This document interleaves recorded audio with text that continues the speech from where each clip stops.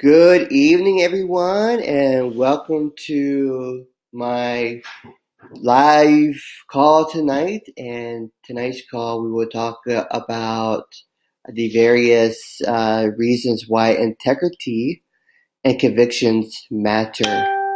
And if you got any comments or anything like that, feel free to comment below, and I would be more than happy to either acknowledged it before or after the call tonight.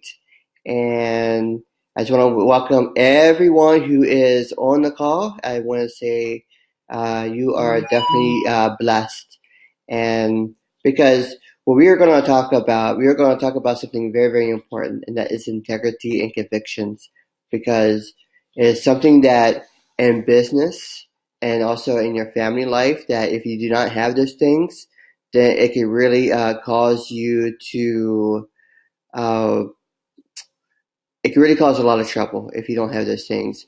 So feel free to say and to comment below how being a person, how you are able to uh, become a person that has convictions and integrity. So let's go ahead and start. I just want to say thank you again for coming on. And so, what are convictions? Convictions are those things where you have a strong belief in something.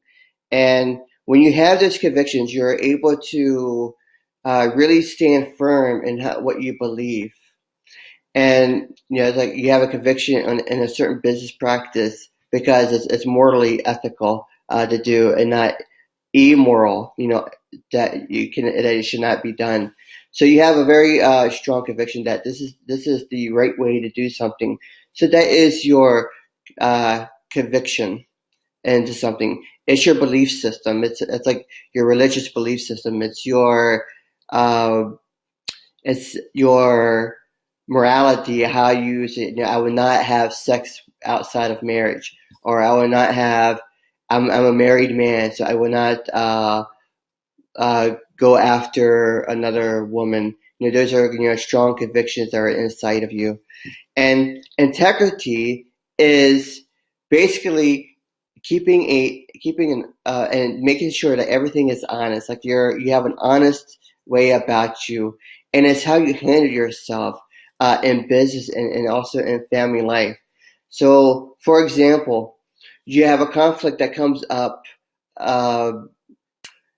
that really comes up, and you are faced with an issue, right?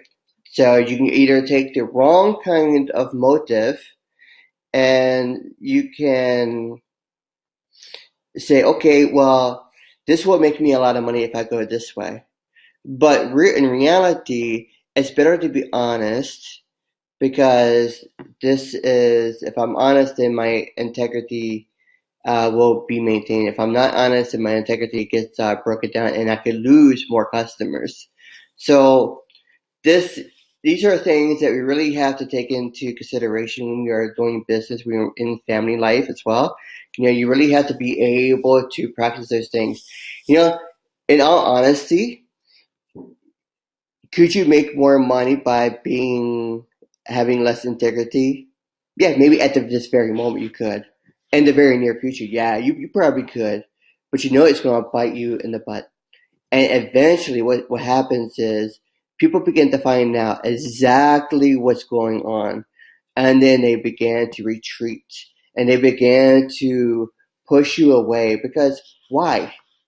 Why? Because they don't want to be around somebody who does not have integrity, who does not have a strong conviction. So, don't settle for less. Don't compromise your belief system. If you have a strong Christian belief, don't compromise on that. Don't allow somebody who doesn't have that kind of belief tell you that you are even less than they are. That you have to abide by their rule and by their the way they believe. No, you are who you are, and God made you the way that He wants you to make that you want to be. So stand firm in it. And when you're talking about integrity, we are here to we are we have we, the way we practice things is how we are seen toward others. It's our integrity that is really at stake. So some things that I really want to share with some tips that we can really look into. So the best course of action, as I'm saying, is that do what is right, and then let the consequences follow. If you do the right thing, it's better to be honest and face the consequences than to be dishonest and then face even bigger and humongous problems later in life or later in your business. People appreciate honesty and they appreciate if you are being authentic with them. So yeah, having integrity takes a lot of work. Why? Because it's how many times are you tempted to do something that is morally unethical when it comes to business practice, when it comes to family life? There are so many temptations out there that really makes it easy to cut corners. I've been guilty of that. Trust me, I've really been guilty of that. And but we have to be able to look beyond ourselves and really know what we do can greatly affect not only our future and not only the now, but it can greatly affect other people around us as well. So if you really want to set an example, then you must practice your strong convictions. You must maintain your strong convictions, especially when it comes to when the temptations of making lots and lots of money start coming in, like you're building your business, and as if if you did it this way a little bit, you cut the corner a little bit, then perhaps you will make this much more. If you tell this person this, then perhaps you will make more. You really get that sale. But what are you doing when you are cutting the corners? You're cheating yourself and you're cheating them. So strong integrity for sure. So one of the ways to maintain your integrity in business and also in your family life, when it comes to your kids, your spouse, is keeping your promises. If you make a promise, keep it. Keep the promise. If you set an appointment, keep that appointment, unless there's an emergency, of course. That's one of the exceptions. But you should really call them and say, hey, listen, I will not be able to make it at this particular time because of this and this. Just don't be a no-show and not inform the person because they would understand. They would really understand. And so other things that you could do is beyond keeping your promises to the people, because that also is it's your conviction, right? You stay uh, like whatever you say, you let your yays be yays, your nays be nays, right? You if you tell someone you're gonna be somewhere, you be there unless there's an emergency that comes up. Uh, yes, it goes on with keeping appointments. So you want to you also really want to be comfortable in uh, saying no to somebody, especially if it's something that will uh, cause you harm or cause you to feel like you have compromised something. Like if they say, hey, could we take this package and bypass this person and go straight here?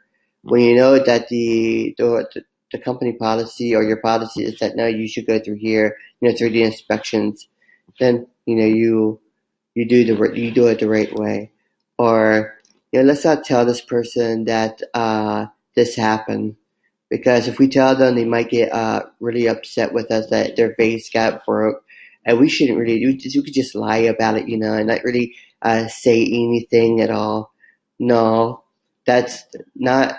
That's one, compromising conviction. Two, that's not being a person of integrity. So you really have to be able to tell that person who, if they're trying to convince you to do something wrong, you really have to be able to tell that person, no, no, I am not going to do that. I'm going to maintain my, uh, I'm really going to maintain what I do. So I really apologize about the buffering. I'm not sure why it is buffering. I'll try a different system next time. So you want to examine how you react in knee-jerk reactions as well. So when you are talking about, um, like when you look at things and you see how it's reacting, then like if you're always uh, getting angry quickly, that could also compromise your integrity as well, and also cause you to be uh, having less trust as well. Uh, you really also need to be able to polish your communication skills. You don't want to say things that would be offensive to somebody.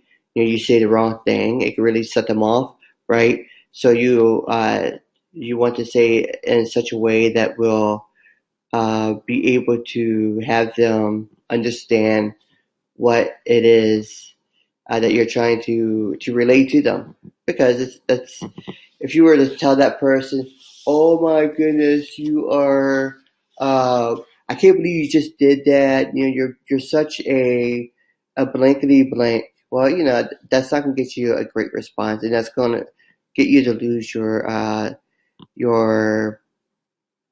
integrity a little bit. Also, if you have a strong conviction, especially if you're a Christian and you start doing something like that, we all fail, by the way. We're all imperfect.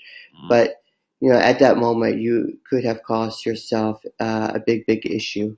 So, uh, yeah, so, you really have to look at yourself and really see what is right, uh, and be able to really uh, you really need to be able to look at yourself and know that the convictions that you have are very, very important. So, and also your integrity is it's always on the line. If you compromise your integrity and your convictions, then you will never be able to uh, be somebody great, because God will not bless you anyway with that. So that's all I have for tonight. I'm sorry for the buffering. I don't know why it's buffering on Facebook. Uh, Maybe it was the system I'm using. I don't know. So I think next time I will use a different type of system and see what happens from there. And it could be anything. Also, it could be the internet connection. So feel free to comment below. Tell me about how you are able to maintain your conviction, what keeps you there, how you're able to maintain your integrity. Is there any examples that you want to share as well? You're more than welcome to do so. You could visit chadallen.pro. That's my blog. You can there will be another video there about conviction from Dr. Dave McConlong, the Maximize Leadership course. So you can watch that. And if you want to learn more about my business and what I do, comment below, message me, PM me. I'd be more than happy to tell you exactly what it is. And I look forward to working with you in the future. And I thank you for being on my Facebook Live. I will see you tomorrow. You take care. Bye bye.